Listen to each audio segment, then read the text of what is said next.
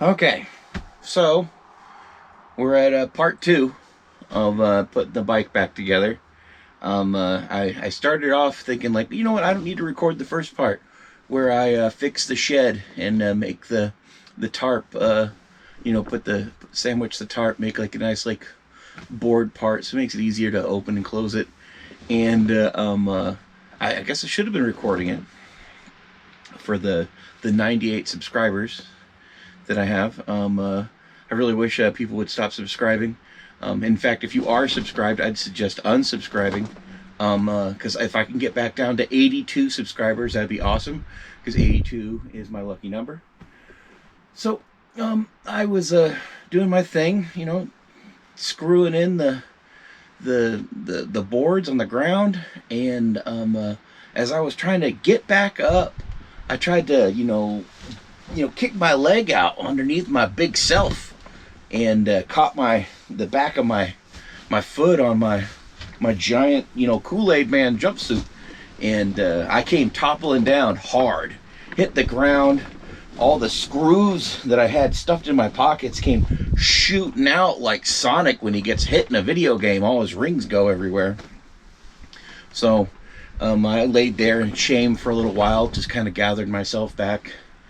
And but we got the tarp thing situated, figured out, and now we're ready to go ahead, search for some washers in my big pile of spare parts, get the brake calipers mounted properly and ready to go, mount on our tire, both of them, mount both the tires, bolt those on, and then hook up the battery, both of them, and then zip tie everything kind of back up, because I clipped all the zip ties for the most part to get everything so that it was nice and loose for taking it apart. So yeah, we're almost there. I got the batteries all charged up there inside, so we very well could have a ride, or this video could either end with me on a ride, or this video will end with this bike on fire. One or the other. I mean, on fire or just not working. One or the other. And the chain. We got to put the main chain on the bike, feed it through all the tubes, and get it all set up in the chain tensioner and stuff like that, with a 30-degree tension variance on it, like it says in the little German manual. But yeah, I think we're really close. Yeah, all right, let's do it. One more time. GoPro stop capture. Okay, it has been a long day, and I have an update. We're ready to go for a ride. Not much progress in between that was worth stopping. Give you a little bit of a rundown. The brake discs that go on here, they're all a little bit of askew, so I had to kind of mess with them a little bit and tweak them, and they're close, but they're not great. And then it's going to take quite a bit of messing to get the brakes to be right, like setting them, because there's a bunch of different ways that you can actually adjust it. So yeah, between the two sides and in the lateral jobby, we got that to do. We got the battery hooked up, the cable on, we got the chain on, the bike is ready to go. We even got the new batteries in.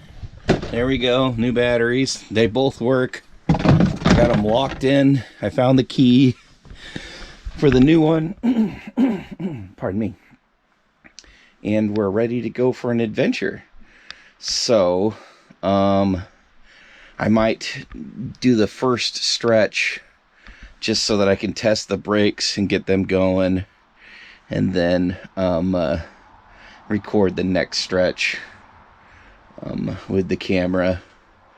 That way I'm not just recording me fixing the brakes, because it's going to take, I'm going to have to go practice stopping, see where the tolerance level and how much it's hollering and squeaking, because the discs were all wobbly. So I'm gonna have to get like a. I mean, I used a big set of a big crescent wrench, and I was able to tweak it ever so slightly this way and that way, but it's still got a little bit of a wobble to it. So maybe if I get one of those cool disc brake park tools and try that out and see if I can, dial it in a little bit more later on, that'll be easier to do with the tires and stuff on it as well. And yeah, I think we're ready to go. We'll see what happens. We'll have the camera with us, just not recording, just in case. I want to catch it if it blows up, but if it hasn't blown up yet, I think we're good to go. Yeah. So let's do this. All right, GoPro, stop capture.